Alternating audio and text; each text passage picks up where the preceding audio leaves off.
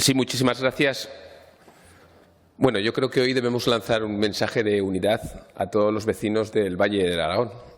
Es verdad que muchas veces nos acusa la ciudadanía, la propia sociedad de los aragoneses, de no saber llegar a acuerdos. Y creo que hoy, si finalmente llegamos a ese acuerdo, a esa transacción de todas las iniciativas aquí planteadas, por lo menos damos un mensaje de unidad, damos un mensaje de apoyo y damos un mensaje de aliento.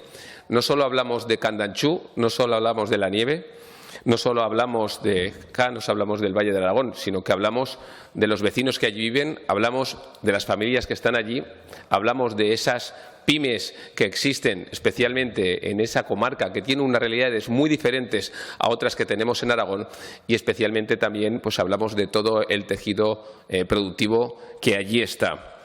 Todos sabemos lo que significa el sector de la nieve en Aragón, pero especialmente, si bien representa alrededor de entre un 8 y un 9% en nuestra comunidad autónoma, hay que tener en cuenta que según qué comarcas, pues prácticamente está representando el 50 o el 60% del PIB. Eso hay que tenerlo en cuenta. En el Valle de Aragón es así y, en definitiva, lo que tenemos que hacer hoy es mostrar ese apoyo, mostrar esa unanimidad, mostrar lo que es nuestro apoyo unánime a esas manifestaciones, a esa contestación social que ha habido en el Valle del Aragón y, en definitiva, pues dar un mensaje de apoyo y de aliento a todas las familias que están allí. Con lo cual, como no puede ser de otra manera, si se llega a ese acuerdo, el Partido Aragonés votaría a favor.